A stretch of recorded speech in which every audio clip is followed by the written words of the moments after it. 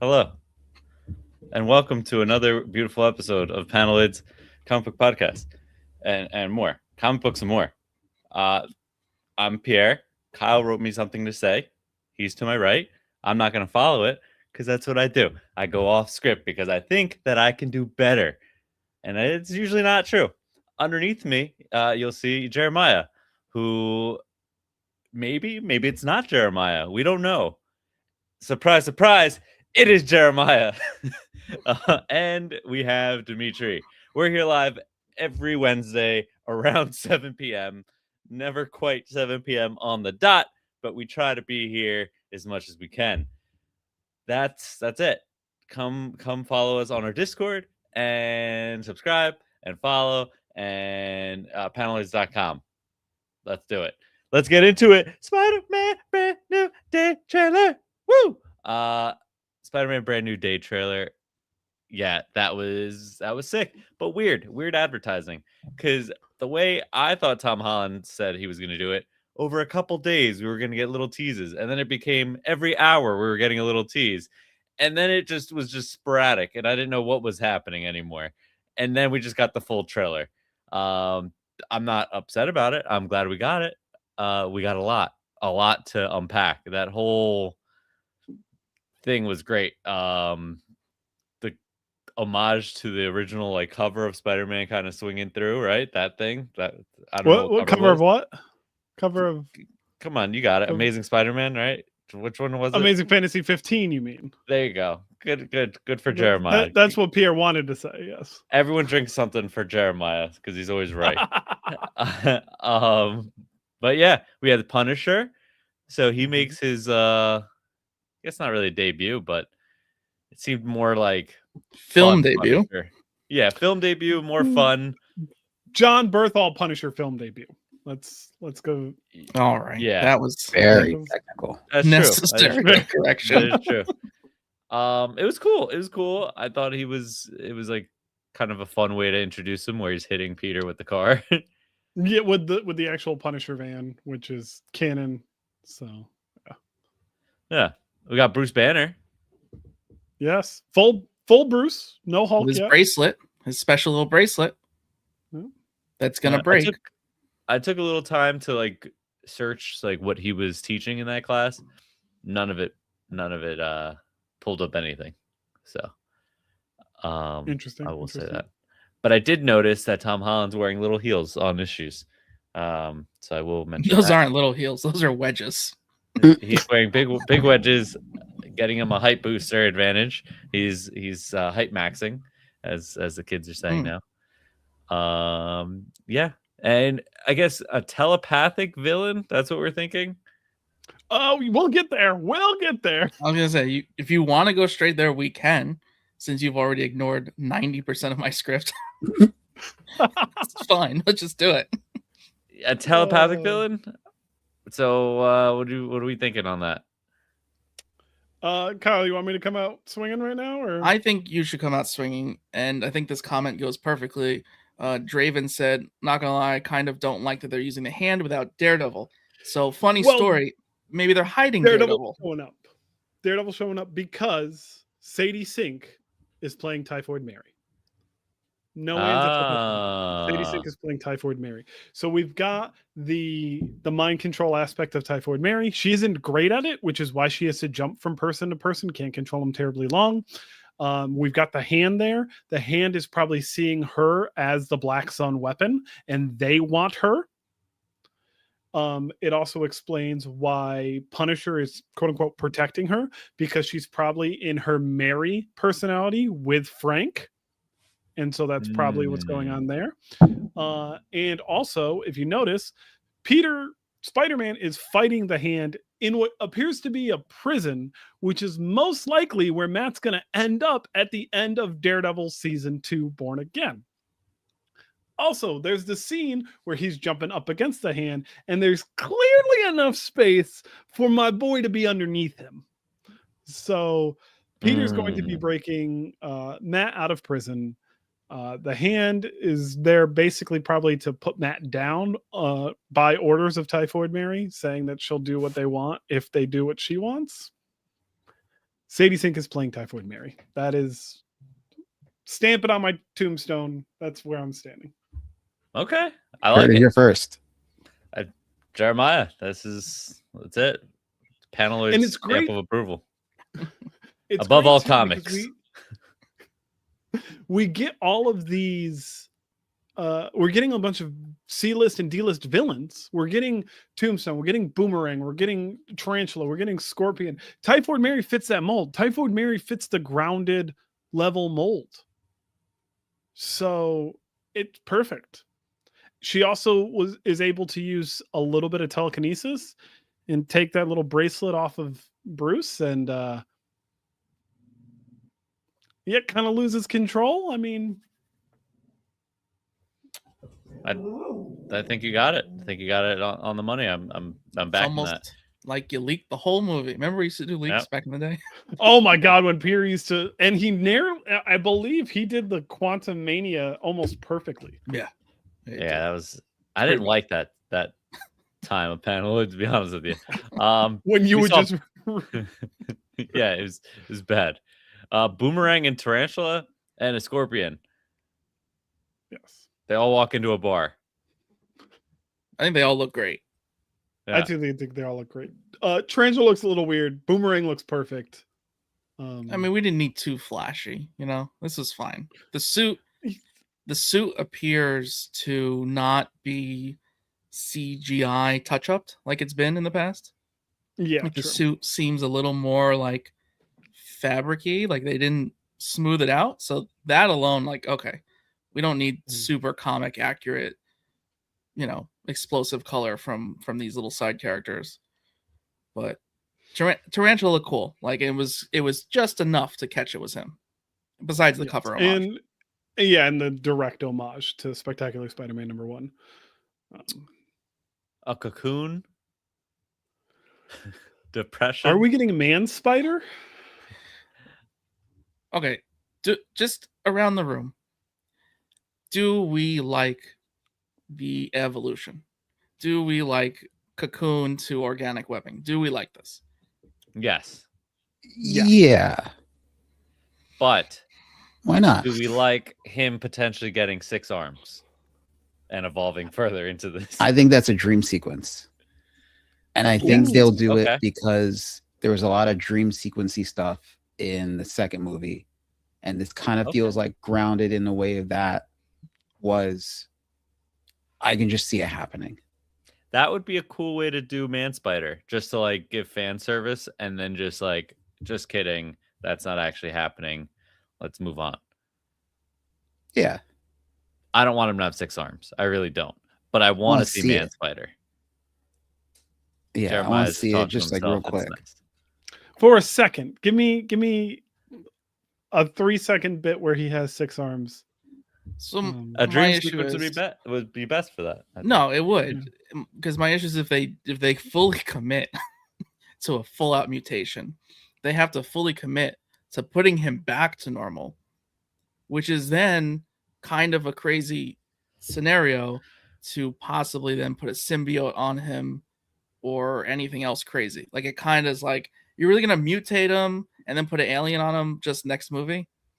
I don't see it. And a lot of people from the trailer are trying to say Black Suit's gonna end up like being set up in the post credit.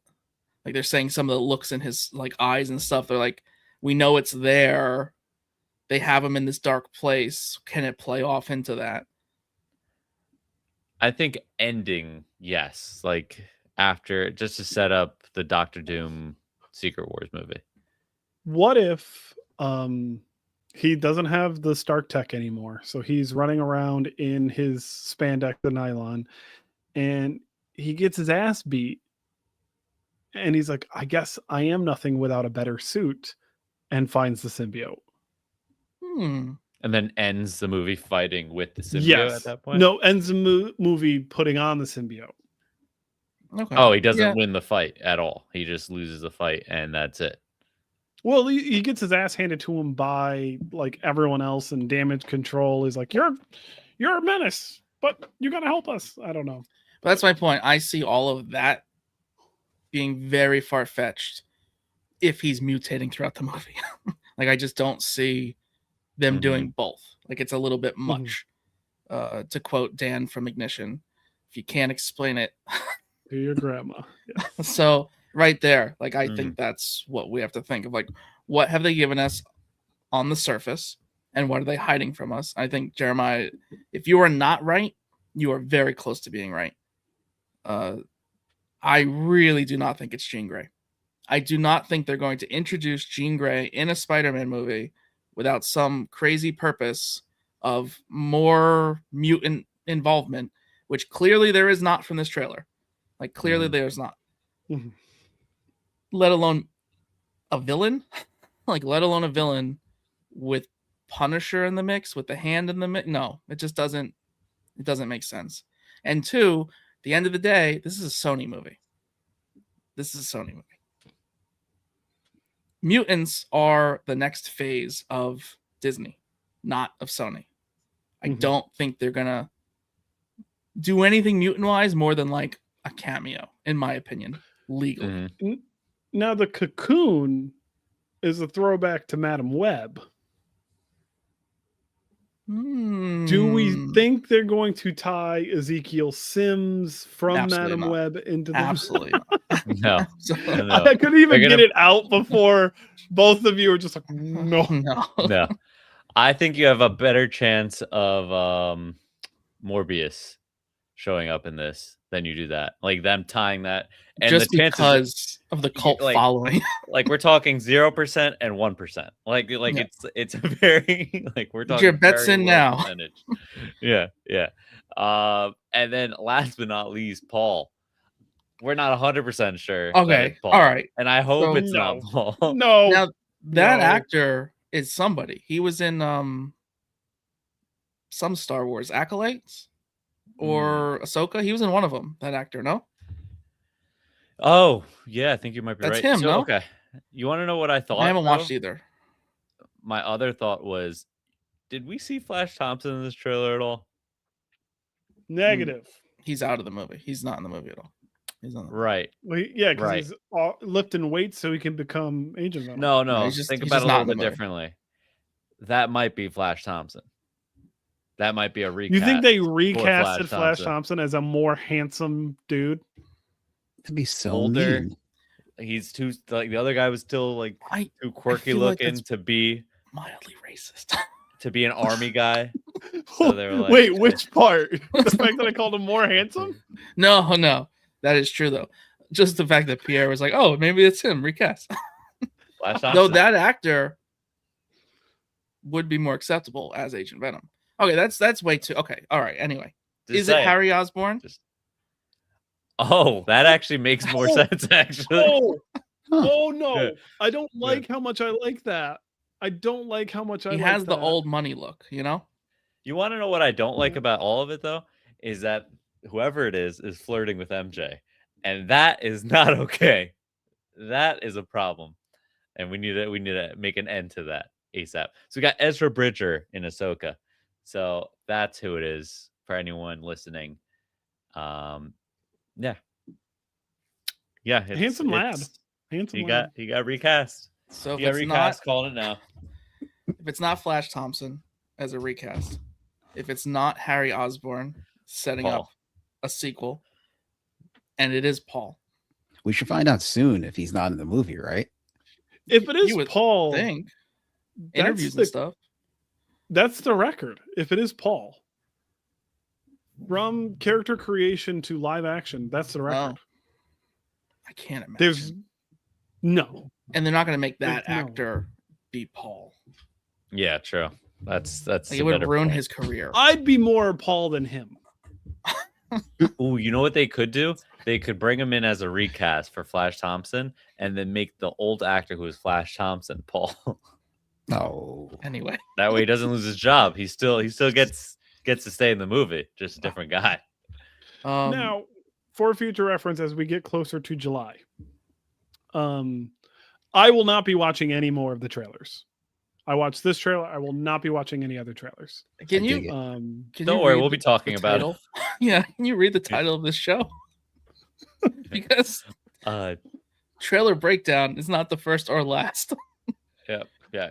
It'll be fine. I'll be here for when you guys break it down. But if I see the final scene of a Marvel movie again in the first trailer, I'm gonna lose my mind. I'm gonna lose my mind because every single time they show the final scene of the whole movie in the first trailer, I don't think they did it this time. So, but we haven't seen like full-fledged Tombstone yet. True. We haven't seen him. Rhino's probably in there. I mean, it seems as though we might get 6 villains, just like we did We're with jam the packed last in this one. movie. So This is gonna be fun. Sinister Six. Yeah. What was that team? Superior Foes. Remember that? Superior Foes of Spider-Man. Oh my god, I love that book so much. Nick Spencer and Steve Lieber. Oh my god, I love that book so much. And Boomerang's in that book. Shocker was in that book, and we might be getting Shocker. It seems like we're leaning towards Shocker. Yeah. I'm pretty excited. And having all those villains kind of controlled by Typhoid Mary or like trying to get Typhoid Mary makes sense. We have one other theory of it not being Jean Grey, because everyone thinks it's Jean Grey. And the rest think maybe it's like Rachel Summers or Hope. Pierre, read this one, because this one... Jalavera from Discord said, after watching the trailer for like a 5th time, I can agree that she probably ain't playing Jean Grey, but personally think she's playing Screwball, everyone's favorite side quest in the PS4 Spider-Man game. Jeremiah, who's Screwball? She's a character. I mean, she does appear in the comics. She appears as a Deadpool villain and a Spider-Man villain, but she's incredibly G-list. Not worth mentioning, but she's a really annoying character from the video games, to be fair. And she like forces you to do stuff for her social media followers. And we do get the scene of Sadie Sink in front of clearly a lot of computers. I could see that if it wasn't like that one scene. It looked like whatever entity was controlling that person hop from like that old woman to like the other person to the other person, The guard. like to the other guard. right. So like she wouldn't be able to do that unless they're like No. putting 2 characters together and they're just like, this is what you're getting. Screwball is Typhoid Mary. That could be a personality of hers. She has 3. She has Mary, she has Typhoid Mary, and she has Bloody Mary. So Could instead of you doing Bloody Mary, we could explain do this? Screwball. Your What? grandmother. Could you explain this? Could you? No. Explain? So the villain has split personalities. And one of them happens to be this G-list character. Yeah. No, not happening. But that's your that's the No, trailer. one more thing. Nutshell. One more thing. My favorite game. What's your Judging off favorite the trailer in order of boxes, what do we think this movie will be out of 10? game? 10. 10? 10. Just 10. 8. Kyle with a 7. So, yeah, 7. So my thing is, I think it's gonna have a very rewatchable, like it's gonna have like this special place in our heart as like a nice little mini rebootish trilogy. But I think when we look back on it, like objectively, it's gonna be like, it was fine. Like it was fine. Like I think it's gonna have enough fan service and nostalgia moments with all the homages, and the suit's gonna be great, and like the characters gonna be great, but the story itself is just gonna be like similar to his second movie. Similar Tom to Far From Holland's second movie, Yeah, or the second similar- Spider-Man movie? Because the was second the Spider-Man second- movie is the greatest Spider-Man movie ever. So No, What's yeah, the second Tom Tom Holland Holland. movie? I don't Far From remember it. Home. Far From Home with Mysterio. Objectively not a wonderful movie. It's fine. The story, the plot, everything is fine, but nothing special. Like nothing that is. You get Molten Man. You get Hydro Man. You get You drones. get Stealth Monkey. I have drones here. I don't need drones in the movie. We have drones flying above all the time. Yeah, second movie was All the good time in actually. Jersey. It was good, but it wasn't great. Or hater. What is Jersey's problem with drones, by the way? I don't know. Every so often They're we gone. see- A lot of They're gone enthusiasts. now. We're good. They're gone. Okay. Got rid of them. Nothing to worry about. Nothing to worry about. We Nothing to used worry drone about. spray, and they're gone. Anyway, Thrown away. Guys, hear about the All right. asteroid that hit Ohio? I did. There's that asteroids scary. too. That's least what we the don't have Clearly that. didn't hit hard enough. It's We marketing. did have a Wow. tornado alert though the other night. So That was there's, scary. That was That was scary. All right, let's get back into it. It didn't stop us from reading our comic books. The Ultimates number 22. I have a lot to say about this one, but the main thing I have to bring up is the baby armor. Yep. Can't dodge that one. You got to start with that. That is probably one of the darkest things I've ever Dennis Camp.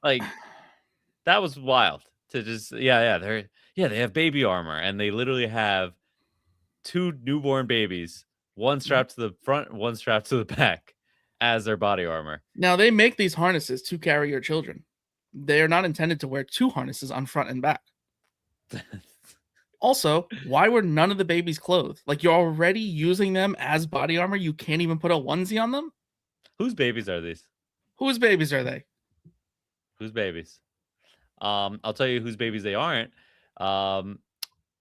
They have a big problem with mutants. And you see it in a lot of books, right? But the Ultimate Universe really had a problem with mutants. And you see them kill off a bunch of mutants just casually. They even rip their wings off. It's pretty gruesome. But we're talking about the Red Skulls, the team that's just terrible team.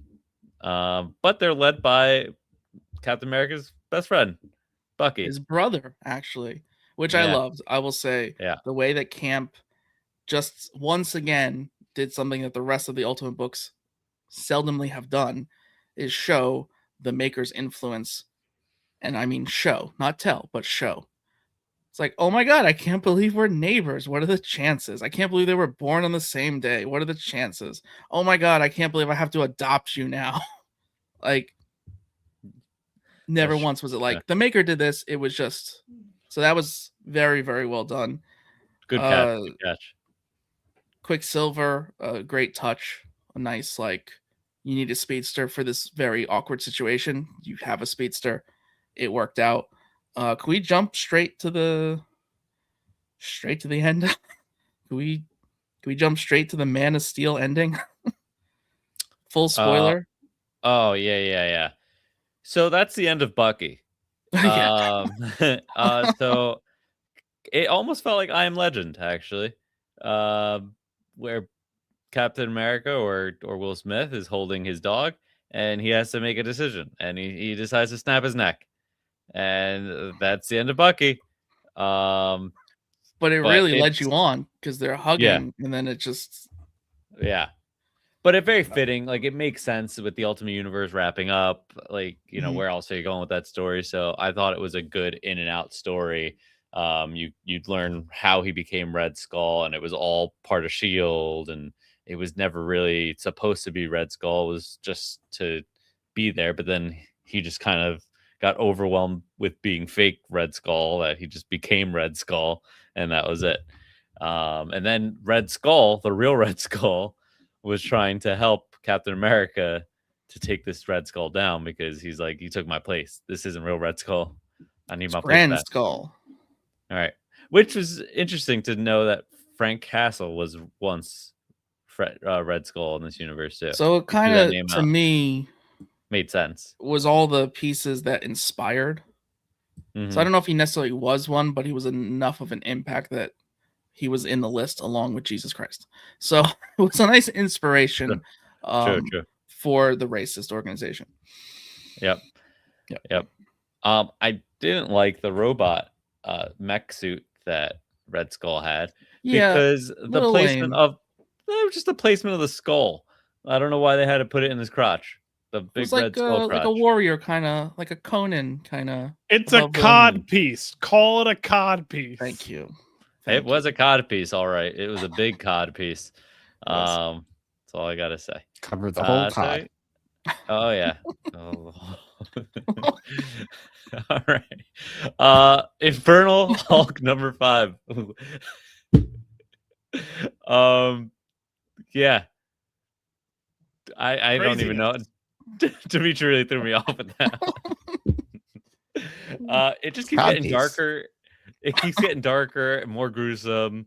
I'm so glad I told everyone about this book and that everyone's jumping on it. I now would because it's have so read freaking it good. in due time. Okay, I would have. I This agree. There's a lot of collective books is out there. Going to be very, very good. I mean, this is probably Marvel's Eisner frontrunner in terms of series. I was thinking that. What would it be Eisner for? Because I don't know like the Eisner category. Best continuing series or Okay. best artist for sure. Okay. Because the art team in this book is absolutely insane. Mm-hmm. They're doing such an incredible job. This is only like really, I think, the 5th time ever we see the One Above All. And they're always portrayed differently. Which, okay, so I know nothing about that, and yeah, I was confused by that one. So. There's a prior clip where you're saying, you know, the eldest and all of that, mother of whatever, that's like the below, and the one above all is obviously above. And I didn't really tell you this, but people came for you, however you said it. Like they came for you really? Over like micro corrections, right? And then this is my first time seeing the one above all, and it's not the one above all. It is mech Angel. alien Mech angel. Mech like angel is a good way of phrasing it. Yeah. Not sure if it was fully organic with just armor or just full android. Either way, spoiler, I figured it out. That's Iron Man's armor. Yes. Yeah, that was a really good call. I gotta say, cool I didn't idea. know what they got. Yeah, super cool idea. Mm-hmm. Like so, and I caught it before there was a little nod to it because Tony goes, "We have something we didn't have before." Right. And then there's a little beam of light, and it's like I instantly, as soon as that thing went down, I'm like, "That's where the suit comes from. That's the tech." Again, solicitation showing his covers, which I'll also say, solicitations have said that the next issues are involving mutants because apparently Infernal Hulk has some kind of control over mutants. So they're fighting his control, and he starts taking them in as an army. Oh. Yeah. Interesting. Like, is when Marvel asked Philip Kennedy Johnson, do you want to be exclusive? Did he just say, only if I'm allowed to do whatever I want? I mean, they must have, or they must have just saw how well Hulk was done. And then he was like, yeah, I'm going to go crazier. And they were like, okay, only for us though. Like, that's it. Yeah. Only for us. They, instead of like giving him a leash, they just put it in his mouth and are seeing how far he can run with it. Yeah, no, it's very entertaining. And the pacing of this, as much as I love it, I'm like, no, I want Infernal Hulk to go on as long as Incredible Hulk did. And then I want a third act that goes on as long as those two did. It seems like not so much. And just from the way this opened, where their co-worker's son, who she was bragging about in the army, they were at his funeral. Obviously, fast forward in the issue, he came back for a visit, so that's a thing. But generally, the way it opened to then all that transpired to the realization of like he needs to get involved, like Bruce Banner needs to get involved in the situation. I don't know if he's gonna quickly get involved, but it seems like we're gonna have some kind of escalation to them playing house, which again is worrisome because I want a lot of this, but it's just so good. It's just so overly entertaining. It's fantastic. Yeah, let's keep it going. I'm excited for more of it. Captain America #8, that was also really good. I think that's our boy Chip Zdarsky, right? That's Chip. Yeah, he never sees any time we compliment him ever. Yeah, he's getting nothing but praise. He doesn't need ours. So this issue definitely pushed Steve over the edge, which I thought he wasn't ever going to get pushed over the edge because, you know, he kind of scolded the other Captain America for getting pushed over the edge. But now that they're both over the edge, do they come back together to fight this guy?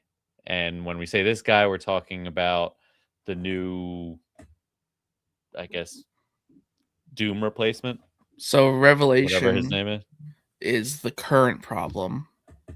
We know that Red Hulk from solicitations will become the new problem. It's being set up very well. Thunderbolt Ross has already went to his soldiers, and they've already agreed to side with him over the government. So he's already prepped to take over. We also know from solicitations, Doom might be involved in helping take down Red Hulk. Whatever ending he had is not quite an ending, as we're getting a Doom Quest book. So is he making soldiers? Is that the plan here? I'm not sure. Red Hulk? Because it looked like he was pointing at a screen and it looked like Hulk, but we know Hulk is not Hulk right now. Yeah. So like I'm not too sure if it's just as simple as making soldiers, or if it's something a little more that's going to be connected to everything else going on. Because there was another book that we read that had a Hulk in it, and I'm not sure if that is also somehow loosely connected. So yeah, I think you're right. It's probably him making a team of Hulks. And then the other thing I was confused about wasn't he already there? Like in Yeah, he flew Liberia? back. He said it. He was mad that he flew back. Oh, okay. Yeah. All right, I missed that. Yeah. Because I was like, he was just there. Why would he come back? Yeah, he was complaining. He was like, I came back and now the president can't even see me. Like, I flew here to see him. Gotcha. Okay, well, it's should have stayed. Deathstroke, the Terminator #1.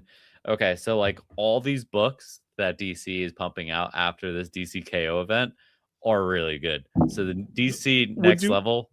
Would you say that they're next level? Oh, that was good. That was good. He hit the mic with excitement. You should have just stopped. Let him go.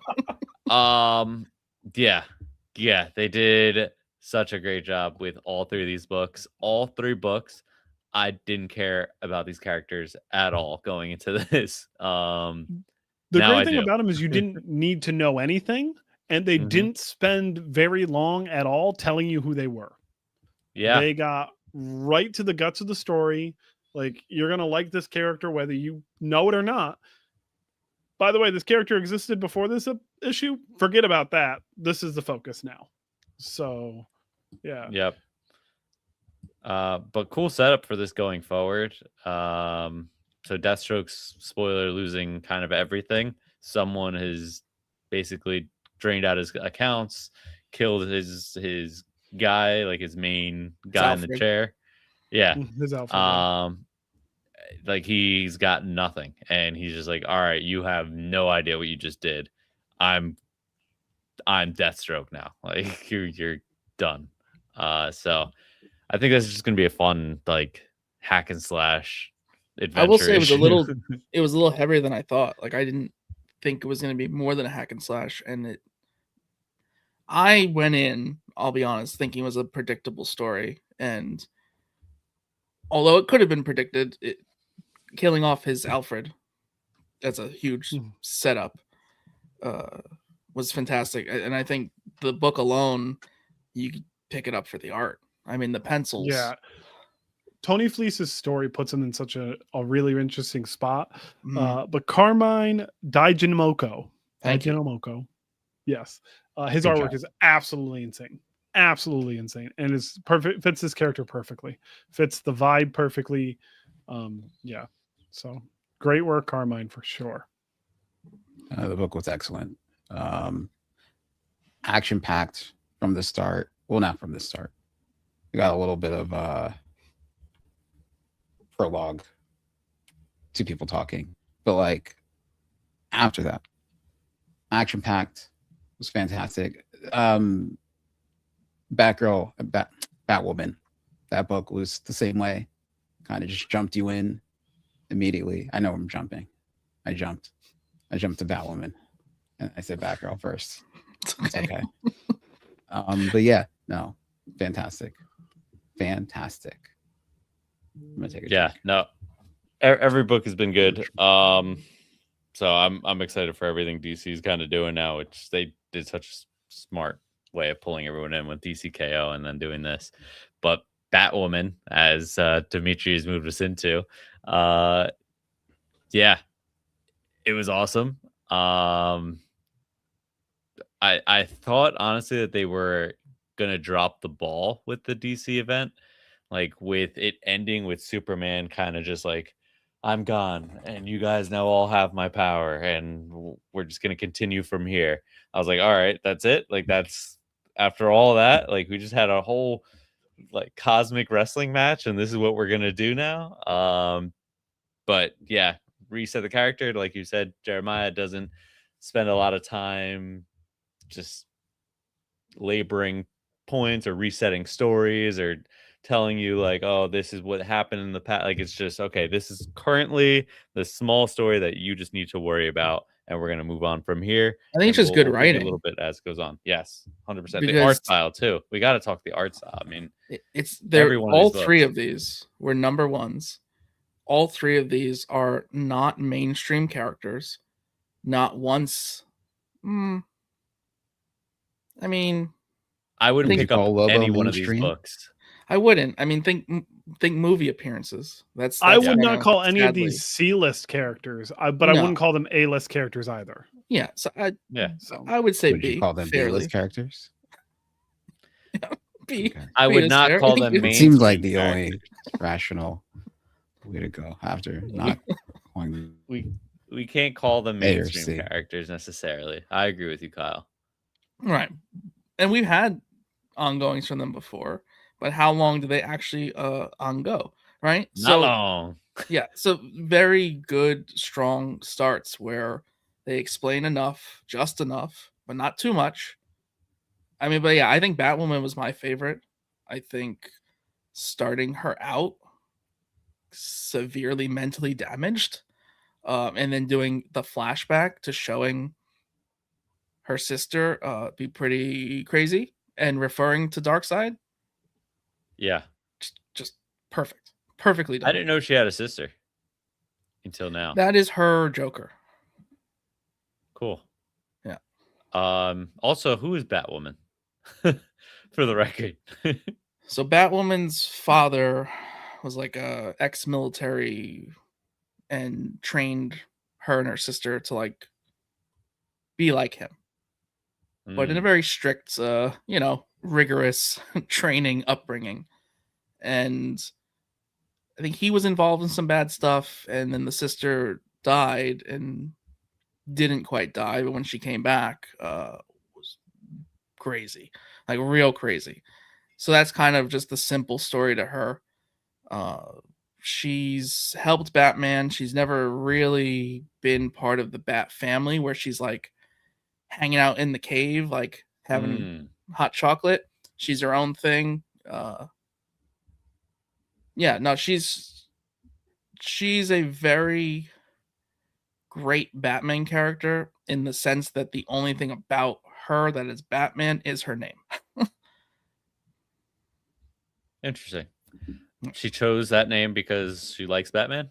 Is that what it is? It wasn't even that. It was just, I don't remember the exact reason, but it wasn't even like being his fan. It was just kind of like, I can do it too. Okay. All right. Moving on to Lobo. We're doing Lobo number 1. This is my favorite book out of the 3. I'll say that much. I think I'm right there with you, Pierre. Love the art style. Him taking a minute to just tell everyone about himself, like the people that he's like fighting. He's like he's literally puts out a cigarette in the guy's or cigar in the guy's head, and he's like, I gotta tell you this story. You gotta know about me. And then he just like gives us the whole timeline of who Lobo was. You get to see shiny Lobo, so I know Jeremiah loves You're gonna that. see shiny Lobo. So I literally started laughing when I saw that whole page. I think it's 2 pages is so good. But cements him as a favorite character of mine now, and I can't wait to keep picking this issue up, honestly. It feels as though Scotty Young was born to write Lobo. Like he's clearly a fan. He's always of this wanted to. character. He said Yes. in some interview, it's like his dream project, and it clearly is. He took all of the shit he could and threw it at the wall, and everything that stuck was perfect. Like, yeah, it's just a fantastic start to the series. Like Pierre was saying, the artwork is phenomenal. It is very, very much Lobo. This is Lobo. This will probably be his definitive series, aside from the Simon Bisley series. But yeah, this is peak.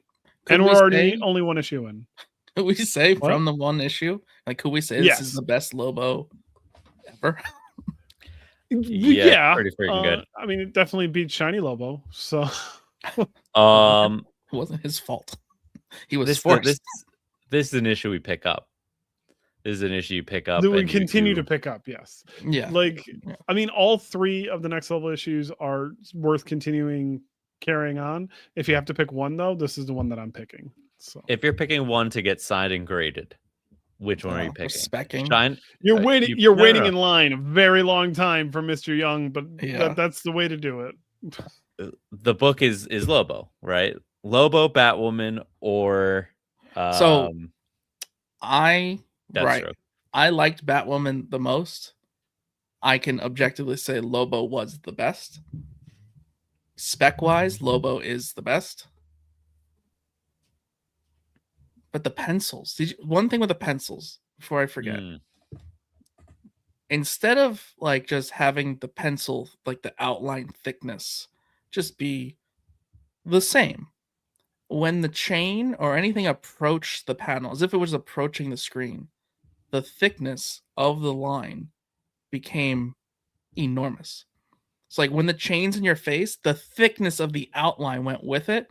And then, I'm sorry, but the coloring was insane too. Like, you can flip through the book like 30 times, like the shading, even in some of the coloring. And like, this is like a very animated style. And you still have that level of detail in the coloring that you literally have to like put it up to your face. What do you and, even like, call really this look. style? Like It's it's crazy. just gritty. It's I don't know, it's just all over the place. I love it. Cartoony, really. I love At this. the end It's of the similar day, to that's what comics are. what's that? The guy that I love that I always forget his name.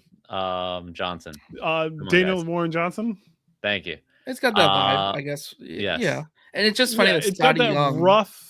It's got that rough feel to it, but it's Yeah. still polished really well. Yeah. But Scotty Young, who has a cartoony style, to be writing for a cartoony style, it just maybe that's part of why it works so perfectly. I don't Perfect. know. Yeah. Keeping it DC, New Titans number 33. Basically, in a nutshell, don't drink coffee. Is what I got from this one. So it spends probably about 10 pages, maybe more, of Nightwing just and the team kind of going through this same cycle of them drinking coffee in the morning, sitting by the couch, laughing. Villain enters, beats villain, ha ha ha, everyone's smiling. They go to bed, come back, coffee, rinse, repeat, and they just keep doing that to the point where Nightwing starts going over to the coffee machine. Now the coffee machine's talking to him and it's telling him, stop drinking the coffee. Nightwing, can you hear me? Stop drinking the coffee. And he finally snaps out of it, which it takes him a little bit to like snap out of it, but he finally snaps out of it, breaks the coffee machine. And that's what segues into the New Titans breaking into this Titans tower. I guess it seems like it wasn't a real thing that they were in. Like they were kind of in some sort of loop cycle. So I know Groundhog Day. right. My big complaint is this is another one of those, we retitled the book, but it's keeping the number, right? Mm-hmm. So this is New Titans. It's Titans number 33, but it's now New Titans. The next one should have been New Titans because the New Titans, spoiler, showed up on the last panel and that was it. That's But another reason I'm saying that is because this book on its own, I think, could have some potential to win some things. Groundhog Day has been done many, many, many times, but the level of detail in this Groundhog Day, every day had some slight mistakes and some slight callbacks to prior story arcs and prior costumes of the original Titans. Very, very well done. Like, there's definitely stuff I missed. There's definitely just a slew of Easter eggs. And it was done, like you said, with this coffee pot, which is just a silly thing, but it wasn't. It actually was like, are they being drugged? Like, how are they communicating? Is like a smart coffee pot. So someone's like got the Alexa kind of like plugged in, and they're trying to get Nightwing to understand. It was as a single issue. To me, it should have been like a one shot to set up New Titans as a new number one. That's my opinion. I understand they're not trying to pull a Marvel and do the number ones on top of the new wave stuff. So they just did a retitling like they did with Aquaman. But this issue by itself was a nice, unique, contained story. Doesn't really matter that we're not getting answers. It's great by itself. And it's not even the team we're going to have moving forward.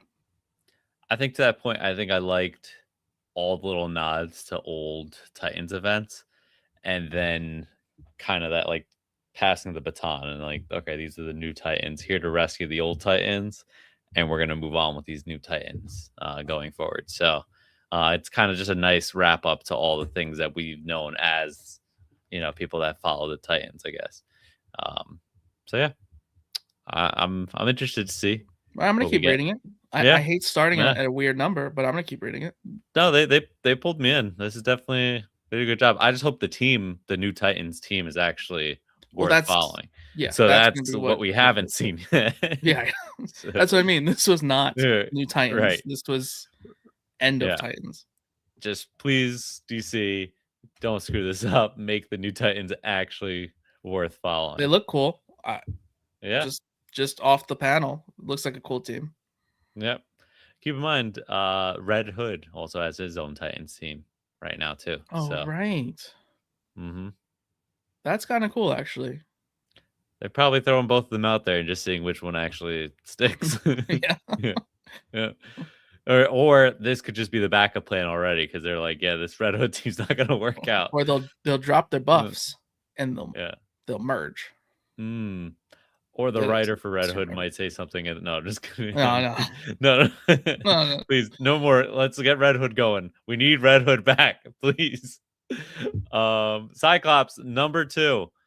Kyle, you and me have been reading this. They're making Reavers very ruthless. They don't care about each other, and they're just taking parts right off of each other. You lose, we take your parts. You know the rules. And Blind Cyclops is starting to look like it's getting a tease of the dark place that his eyes go to. Because now that he can't see, he's having like these weird nightmares where he sees like red, and it's really dark, really, really dark. So yeah, I'm thinking deer, the innocent deer that was accepting pets, did not have to die. He didn't deserve that. No. The deer did not have to die. And I understand the Cyclops is walking around the forest blind, but as he said, I quote, I trained for this, and it was high on the list. Yep. Why did he choose to jump in and assist after the deer was killed and not before the deer was killed? Yeah. Issue 3, we'll see what happens. I'm rather upset by the choices of the death of the deer that was accepting pets. What if the deer comes back with a Reaver? As a Reaver and has mech attachments? No, he's gone. The deer's gone. Marc Spector, Moon Knight number 2, Bushman. Jeremiah, it's Bushman.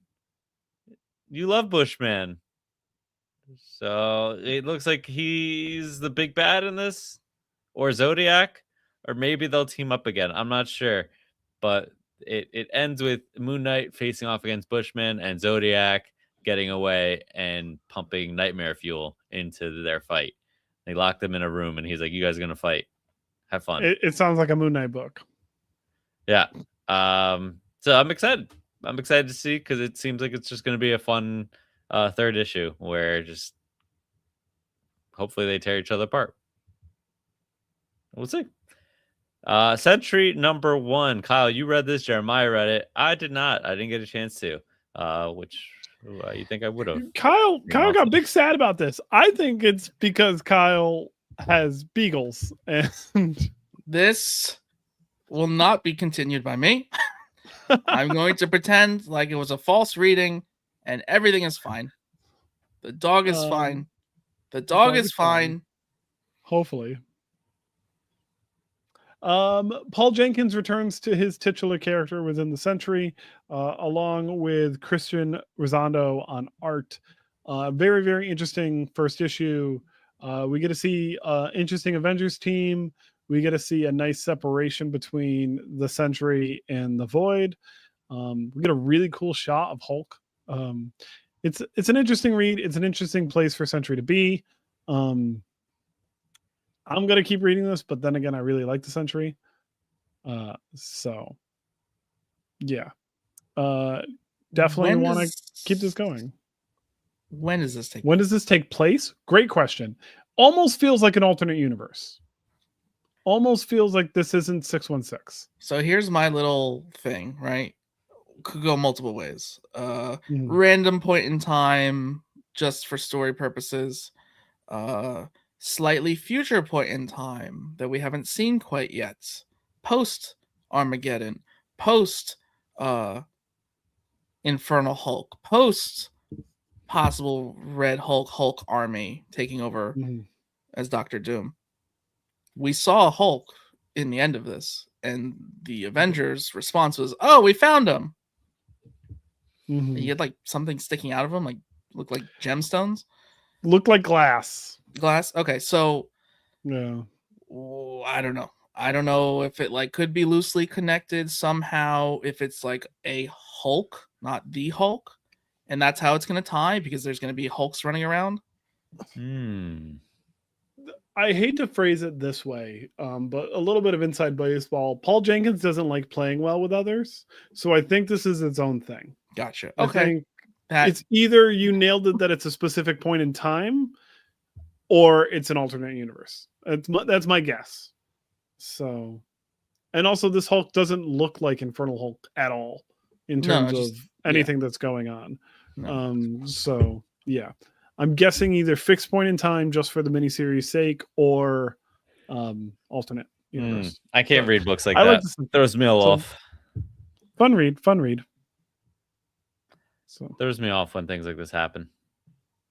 I am curious to see what he does to Kingpin. Very curious to see what the Void does to Kingpin. Yes. Pierre, you read a shit ton. I read so much. Get going, Pierre. I'm just gonna sit back. I had time. End of Life #2. It's so freaking good. I've never like this book. This is it. It's like a hitman, just completely everything just went wrong. So great hitman. He did a job. If you didn't follow the first one, he did a job. He realized that job was on his own team, and his big accident. He was like, "Oh no, I shouldn't be here," and he tried to leave, and now they're all after him. And now he's like trying to figure out how to like make amends with them. Like, oh, maybe I'll get what was stolen and give it back to them, and then they should leave me alone. Like that's not necessarily going to work. But yeah, it's a fun read. The art style is incredible. I like the stuff that they're doing in this issue or this book in general is really, really good. So I recommend it to literally every single person to please follow this. If you want action, you want just humor, fun. It's almost like Deadpool, but if Deadpool was just a hitman and not like if he was pretty. Yeah. Pretty, yeah. If he was pretty. Yeah. It's good. Amazing Spider-Man #24. So we still don't know who Torment is. Still don't know. Jeremiah, you threw out Shocker out there because he had the gauntlets at one point, which we found out that he just stole the gauntlets from Shocker's house and he killed Shocker. Because Shocker was loosely related through like a cousin of a cousin to Mary Jane, I think. Yes. So he just has gauntlets because of that reason. At one point I thought he was Muse, but that's not true necessarily either. And it's not necessarily a symbiote either. It's something much worse. Dun dun dun. But yeah, so basically in this issue, MJ, Venom, and Spider-Man have now teamed up, and MJ, Venom. Oh, sorry. MJ, Venom. No, MJ, Spider-Man, and Eddie Brock as Carnage have now teamed up. But spoiler, Carnage actually takes over at the end, and Eddie Brock is asleep at the wheel. So Eddie Brock is now, sorry, Carnage is now trapped MJ and Spider-Man and Venom. And yeah, he's basically hand delivered them to Torment. He's been working with Torment the whole time. Yep. So that's cool. Wade Wilson, Deadpool #2. I'm really loving how it's written. It's similar to the Lobo book, so if you like that, definitely pick this one up. Still no idea how he's getting these notes. So he's been getting notes from like some entity that's just been dropping them from like the air. They just pop up. He goes out, and now he's in Deadpool style, right? He's learned how to abuse this power, and now he's learning how to make money off of it. So he's getting the note. The note says that someone's going to die at whatever time. And he's like, okay. So he makes a deal with that person before he saves them. So like one thing was a company. He was like, okay, you're going to move your stocks so that way, you can get your money. You can pay me. So there's that. There was one with a guy saving him from a burning building. He was like, you're going to give me your Mickey Mantle card. That way I can save you from this building. Otherwise you're going to die. He's like, aren't you a hero? He's like, no. Do you want to be saved or not? So yeah. But it's fun. Mortal Thor, if you haven't been following this, Thor is now mortal, but this issue you don't really see Thor as much as you see Magni, who's his son. And Magni, if anyone knows, has this space rabbit friend that he is friends with, I guess, who's similar to like a rocket raccoon. And the whole issue, you actually get to enjoy him and Magni on this little adventure that they're on. But in the backstream of it, Enchantress got this bow from some guy. It's a magical bow that you just shoot out. And You love bows. Yeah, I love them. Wherever she shoots it out, it goes, and it can hit the target directly. So nothing can stop it. She just shoots it out into space, and you just pick your target. So the whole issue follows Magni and this little rabbit, and they're all like doing this fun thing together. And at the very end, the rabbit gets fucking hit through the head. Sorry for cursing. He gets hit through the head, and I'm just like, no, I actually really started to like this rabbit. Like I really started to like this rabbit. What is going on? What is going on with the animals? It was messed up. It was real messed up. And I wasn't ready for it. There can only be one mouse. I was really ready. I was not ready for it at all. The book did a great job of building this relationship up with Magni and the space rabbit, and with the audience reading it, and to just kill him off at the end, that hurt. That hurt so bad. So yeah, we're gonna see what that sets off. Kyle, you actually sent me this next book, and I don't know actually how to say the name. PSION. #1. PSION. PSION. Funny story. I sent Italian. I sent it to everybody, but I blind copied all of you, and I acted like I was talking to you directly. I was like, "Hey, I need you to read this, Pierre. You were the only one. You were not the one I thought was going to succeed, but you were the only one that answered." Was this the call? This was the indie introspective book. This was the indie introspective book. I read it, and this is actually the first book that I read. Interesting. Pierre, I need you to give me the best clip possible.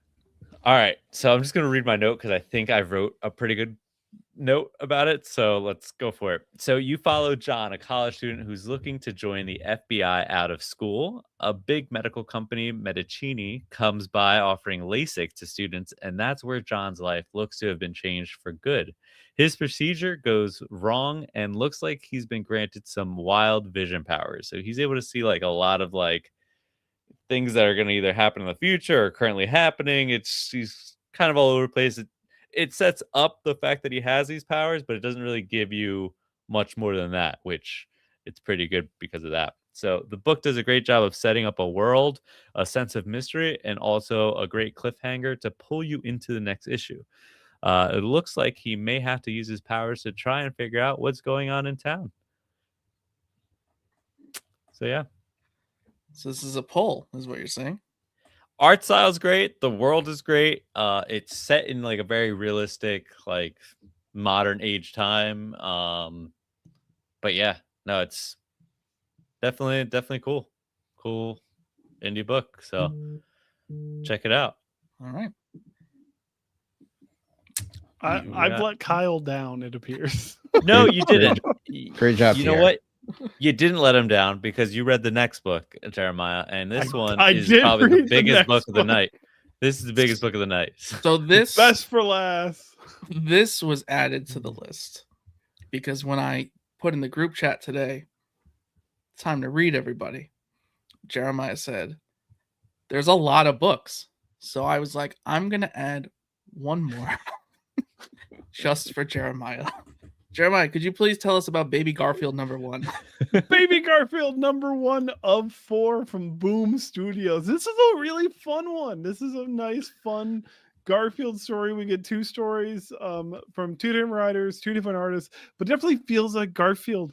And it is like a family fun read. For the first book, for the first story, we get Asia Simone on artwork, and it's a classic Garfield story about him wanting to eat lasagna and being a cat.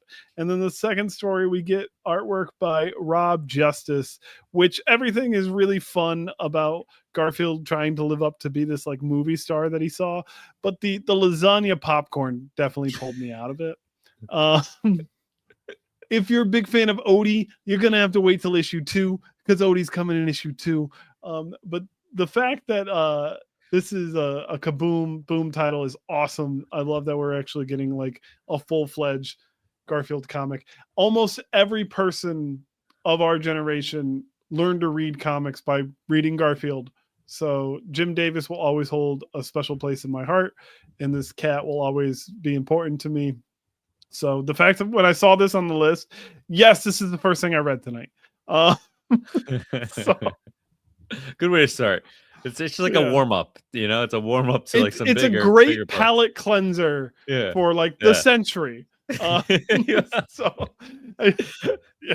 It sounds like Kyle might have to read this after reading the Sentry. I intend to, honestly. Yeah. So you just put this on for shits and giggles? That's funny.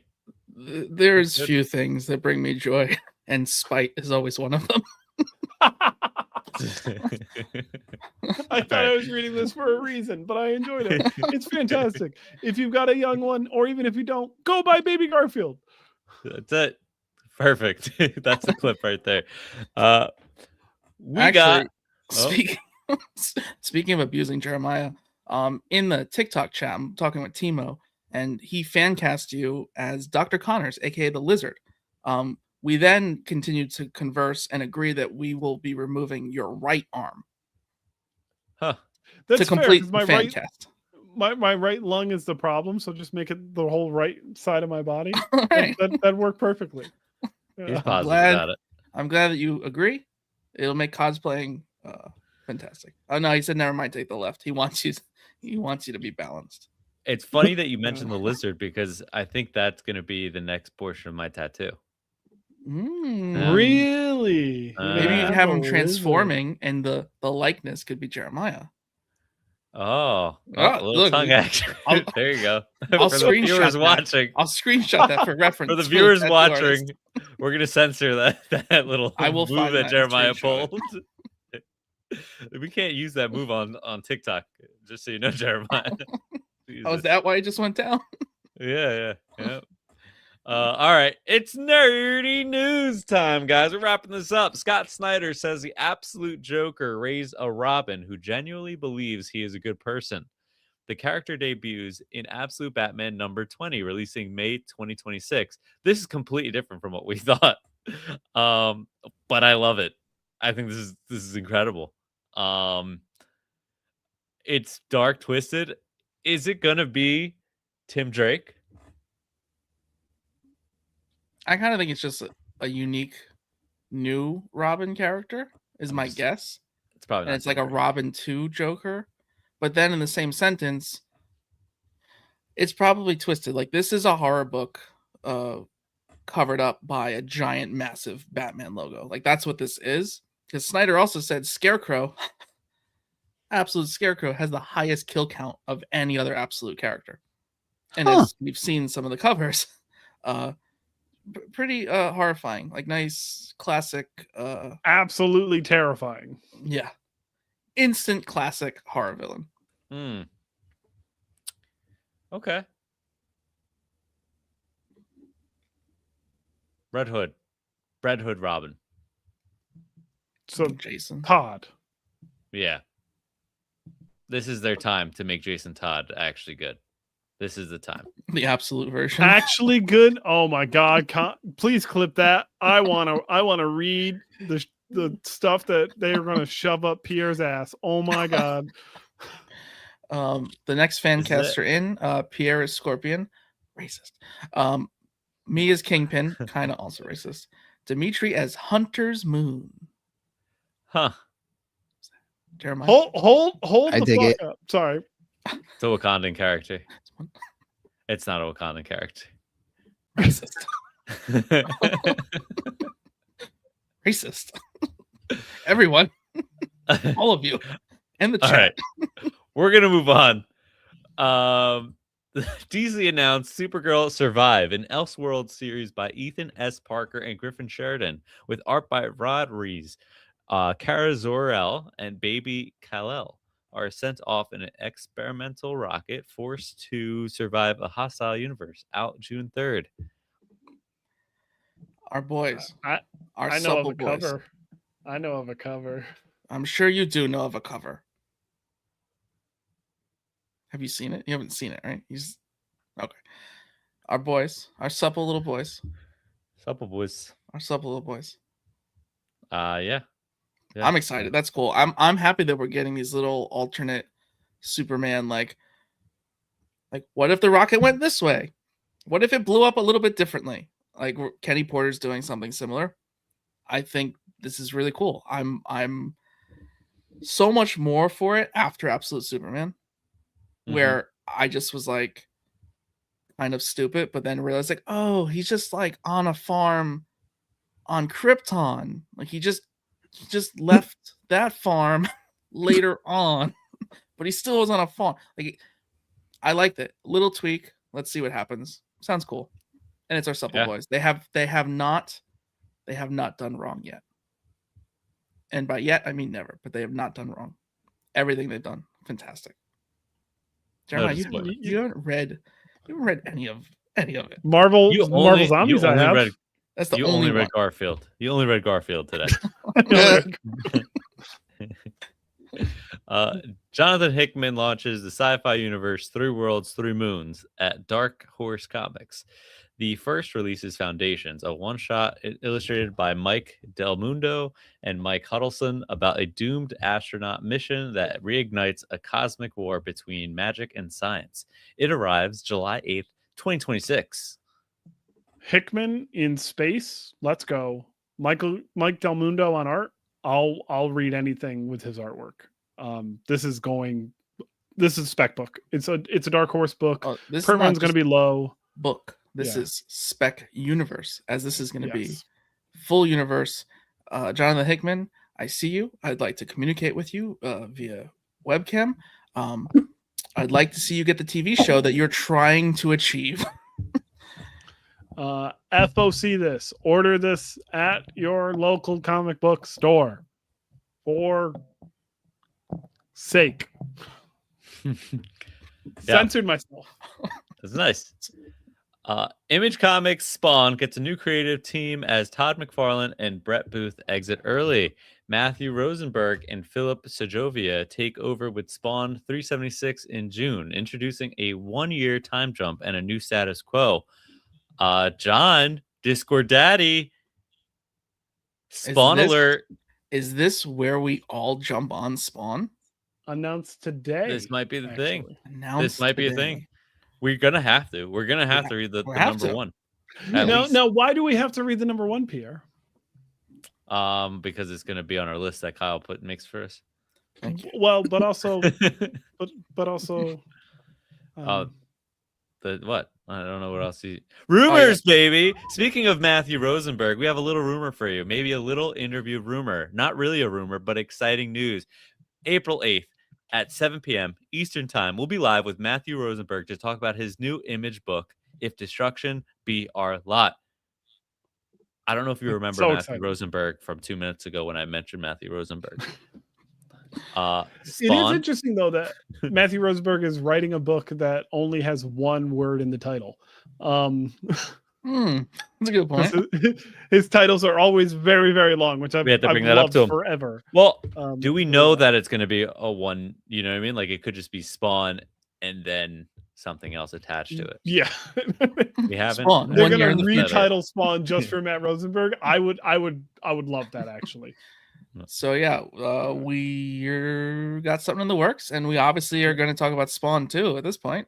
Yeah, If Destruction Be Our Lot is going to be a new ongoing at Image, and we got the first issue a little early and got to read it, and oh boy, I'm excited. It's a really, really fun, and it's Matt doing everything that Matt does great, and his brother's along for the ride, co-writing it as well. So yeah, definitely excited to talk to Matt in a few weeks. Speaking of talking to people, our interview with William Harms on White Sky drops this Saturday. Join the Discord now for a small anime giveaway by completing a quick survey. Okay, cool. Thanks. Bye-bye. Good job, everyone. Hugs and kisses.